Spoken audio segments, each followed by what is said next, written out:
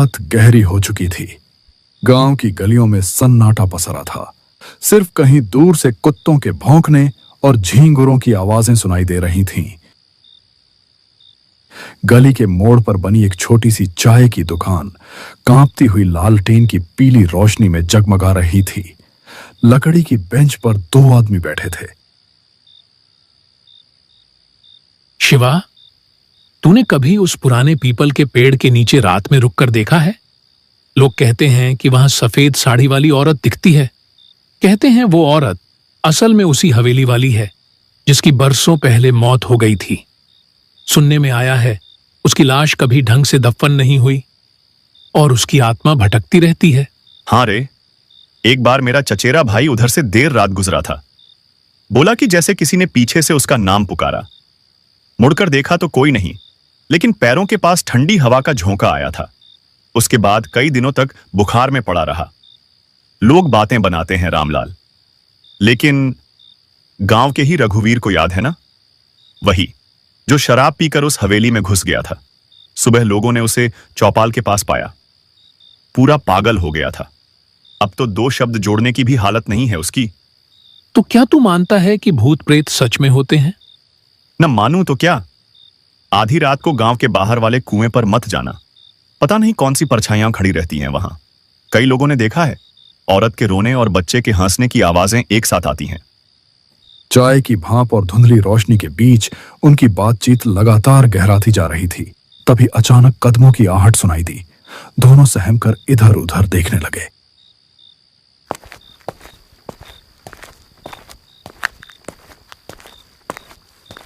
गांव के सन्नाटे को चीरता हुआ उनका तीसरा दोस्त वहां आ पहुंचा। उसका चेहरा थका और बुझा हुआ था, मानो किसी अनजानी यात्रा से लौटा हो। वह पास आकर बैठ गया। कुछ देर का सन्नाटा छाया रहा। अरे तू आ गया, चल अब माहौल बनेगा। तू ही हमें कोई डरावनी कहानी सुना दे। तू तो हमेशा ऐसी कहानियां सुनाता है कि नींद उड़ जाती है। ठीक है, लेकिन ये कहानी मेरी अपनी नहीं है। ये मेरे एक दोस्त के साथ घटी थी और उसने मुझे सब कुछ वैसे ही बताया था। सच में? क्या हुआ था उसके साथ? वो कहता है एक रात वो अकेला घर लौट रहा था। रास्ता सुनसान था, चारों तरफ सिर्फ अंधेरा और ठंडी हवा चल रही थी। तभी अचानक उसे लगा कि कोई पीछे पीछे चल रहा है। फिर धीरे धीरे उसने अपनी पुरानी आदत दोहराई, डरावनी कहानियां सुनाने की। उसकी आवाज धीमी थी, पर हर शब्द माहौल को और बोझिल कर रहा था। उत्तर प्रदेश की घनी जंगलों से घिरा एक गांव है। नाम है भैरवपुर। दिन के उजाले में तो यह गांव किसी साधारण बस्ती जैसा लगता है। खेतों में काम करते किसान, चौपाल पर बैठे बुजुर्ग और कच्ची गलियों में दौड़ते बच्चे। लेकिन रात होते ही भैरवपुर की पहचान बदल जाती है। गांव पर एक सन्नाटा छा जाता है, जैसे हवा तक अपनी रफ्तार रोक लेती हो। लोग दरवाजे खिड़कियां मजबूती से बंद कर लेते हैं, क्योंकि उन्हें पता है इस गांव की रातें किसी और ही दुनिया से ताल्लुक रखती हैं। कहते हैं बरसों पहले इस गांव में एक ऐसी घटना हुई थी जिसका जिक्र आज भी फुसफुसाकर किया जाता है। उस घटना के बाद से भैरवपुर की हवाओं में एक साया बस गया।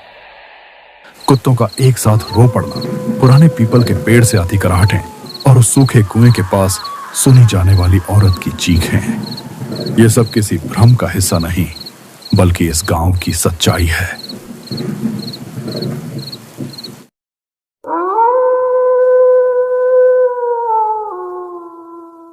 रात का वक्त था। लगभग 10:30 बज रहे थे। गांव में हल्की हल्की हवा के साथ बारिश भी हो रही थी और यहां सूरज के बेटे की तबीयत बिगड़ती ही जा रही थी। कोने में हल्की सी एक लालटेन जल रही थी। दोनों पति पत्नी अपने बच्चों की तबीयत को लेकर चिंतित थे। सूरज का मन तो था कि वह अपने बेटे को शहर के अस्पताल में ले जाए, लेकिन गांव वालों से उसने जो सुना था उसे सोचकर उसकी रूह कांप जाती थी कि कहीं उसके साथ भी कोई अनहोनी ना हो जाए।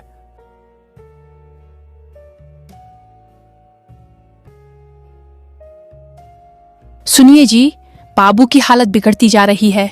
कुछ कीजिए, वरना देर हो जाएगी। हाँ, अब और रुकना ठीक नहीं। मैं बाबू को लेकर साइकिल से ही शहर के अस्पताल निकलता हूँ। अकेले? रात का वक्त है जी, रास्ता सुनसान है, मुझे बहुत डर लग रहा है।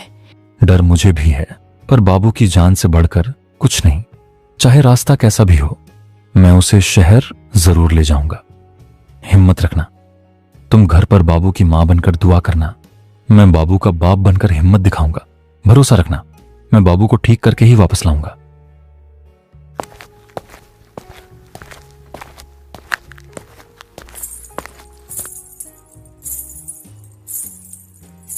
उस रात एक पिता अपने बेटे की जान बचाने के लिए एक ऐसे खौफनाक सफर पर निकल पड़ा था जहां कदम कदम पर खतरा था। इस गहरे अंधेरे के बीच साइकिल चला रहे सूरज के मन में डर बढ़ता जा रहा था। इस डर का कारण था शहर की तरफ जाने वाला यह इकलौता रास्ता। बारिश अब और तेज हो चुकी थी। बूंदें सूरज के चेहरे पर पड़कर जैसे उसे बार बार चेतावनी दे रही थीं, लेकिन उसके पास ठहरने का वक्त नहीं था। बेटे की सांसें भारी हो रही थीं।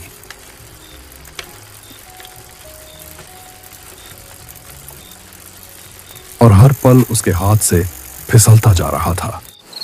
रास्ता सुनसान था। दूर दूर तक सिवाय काले अंधेरे और बारिश की आवाज के कुछ नहीं था। यह वही रास्ता था जिसके बारे में गांव में कई कहानियां सुनी जाती थीं। लोग कहते थे कि इस रास्ते पर रात में कोई परछाई चलती है, कोई अजीब सी परछाई जो साथ साथ चलती है और अचानक गायब हो जाती है। सफर अभी बहुत लंबा था, इसीलिए सूरज अपनी साइकिल तेज चला रहा था ताकि वह जल्दी शहर पहुंचकर अपने बेटे की जान बचा सके। लेकिन अब बारिश बंद हो चुकी थी।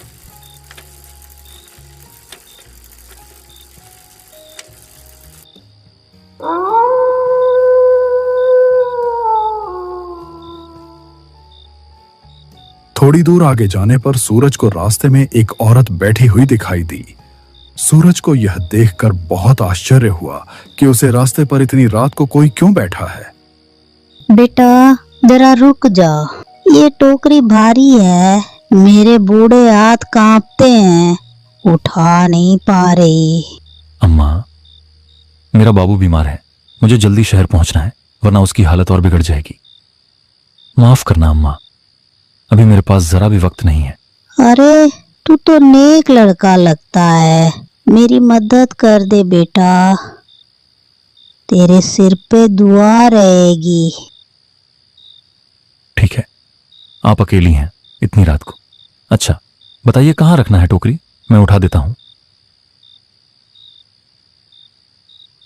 सूरज टोकरी उठाने की कोशिश कर ही रहा था, तभी उसने देखा कि वहां तो कोई है ही नहीं। उसका दिल जोर जोर से धड़कने लगा। हे भगवान, ये मैंने क्या देखा? अभी तो यहीं खड़ी थी अम्मा, फिर अचानक कहां गई? नहीं नहीं, ये जगह ठीक नहीं है। डर और बेचैनी उसके चेहरे पर साफ झलक रही थी। वह तेजी से साइकिल पर चढ़ा और अंधेरे रास्ते में भागने लगा, लेकिन किस्मत जैसे उसका साथ छोड़ चुकी थी। मुझे यहां से निकलना होगा, बाबू की हालत और बिगड़ रही है, जल्दी शहर पहुंचना है।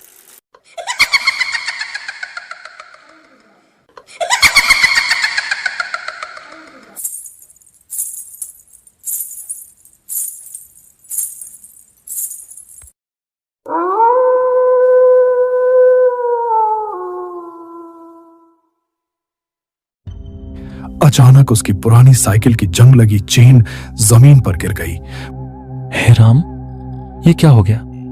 अभी इस वक्त ही चेन गिरनी थी क्या? अगर मैं यहीं रुक गया तो पता नहीं क्या हो जाएगा। नहीं, मुझे किसी तरह चेन चढ़ानी ही होगी।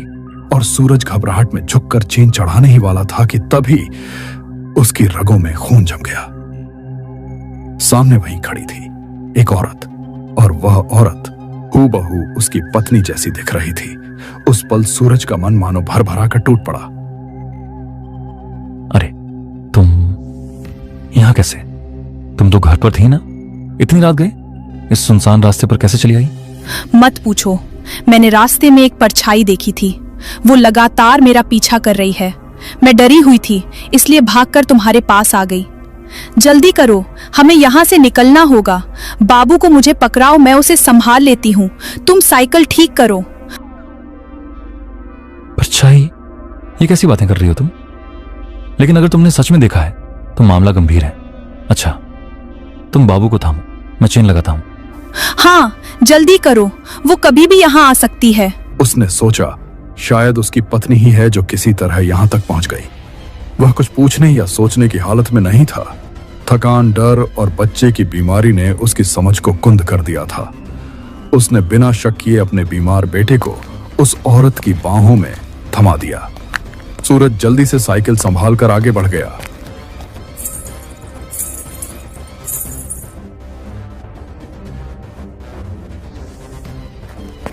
लेकिन कुछ ही दूरी तय करने के बाद उसके मन में अचानक अजीब सा खटका हुआ। उसने कांपते हुए पीछे मुड़कर देखा और यह नजारा उसकी रूह तक को चीर गया।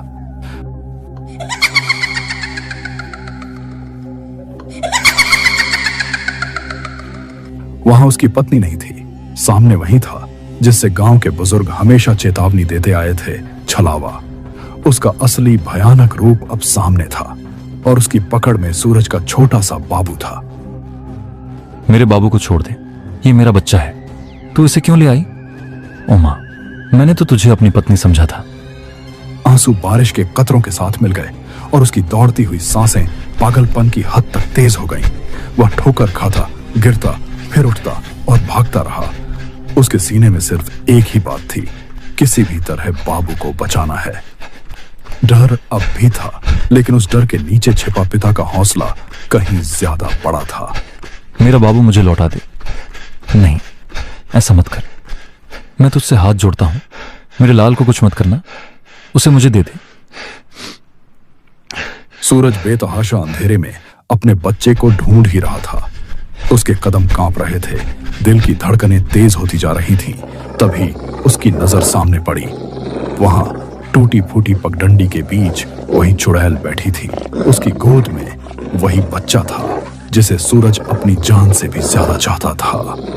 लेकिन उस वक्त उसके चेहरे पर एक रहस्यमयी मुस्कान थी, मानो वह जानती हो कि सूरज का डर अब उसके कब्जे में है।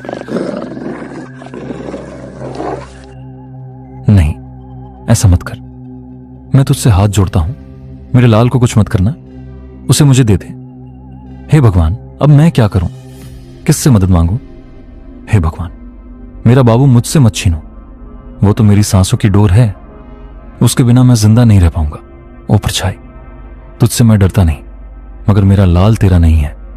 वो मेरी रूह का टुकड़ा है, उसे लौटा दे। अगर मेरी जान चाहिए तो ले जा, पर मेरे बाबू को छोड़ दे। मैं अपनी आंखों की रोशनी भी तुझ पर वार दूंगा। बस मेरा बच्चा मुझे लौटा दे। छलावा ने अपनी लाल आंखें चमकाईं। वह जैसे ही बाबू को चोट पहुंचाने के लिए अपना काला हाथ उठाता, तभी अचानक अंधेरे को चीरती हुई मोटरसाइकिल की तेज हेडलाइट उधर आ पड़ी।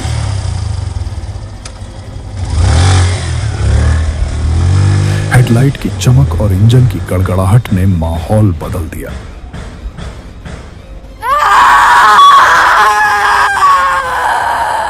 छलावा ने चीख मारी और अगले ही पल धुएं की तरह गायब हो गया।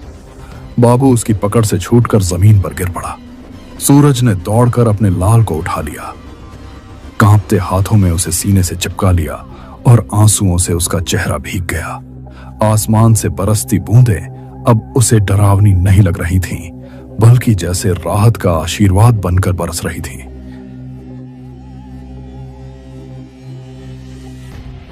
अरे सूरज, ये तू यहां इस हालत में? और ये तेरी आंखें लाल क्यों हैं? भाई, तू सही समय पर आया, वरना मेरा बाबू, मेरा लाल मुझसे हमेशा के लिए छिन जाता। किसने छीना था? कौन था यहाँ? वो कोई औरत नहीं थी, वो तो छलावा था। उसी ने मेरी आंखों के सामने मेरी पत्नी का रूप बनाकर मुझे धोखा दिया और मेरे बाबू को लेकर भाग गया। भाई, मैं मर ही गया था डर से। ये तो तेरी बाइक की आवाज थी जिसने उसे भगा दिया, वरना मेरा सब कुछ खत्म हो जाता। छलावा, हे भगवान, मैं तो रास्ते में बस अंधेरे में कोई साया देख रहा था, तभी मैंने गाड़ी तेज कर दी। अच्छा हुआ जो मैं यहीं रुक गया। भाई, तूने आज मेरी जान नहीं बल्कि मेरी पूरी दुनिया बचा ली। तेरी ये मदद मैं जिंदगी भर नहीं भूल पाऊंगा। सूरज, घबरा मत, अब मैं हूं ना। देख, बाबू सुरक्षित है। हम दोनों उसे लेकर तुरंत शहर चलेंगे। तुझे अकेले नहीं छोड़ूंगा। उस अंधेरी रात में सूरज की यह कहानी गांव के दिल में हमेशा के लिए दर्ज हो गई। एक बाप की जिसने छायाओं और छलावे से टकराकर अपनी संतान को बचा लिया। उस रात ने यह साबित कर दिया कि डर कितना भी गहरा क्यों ना हो, एक पिता का प्यार उससे कहीं ज्यादा मजबूत होता है।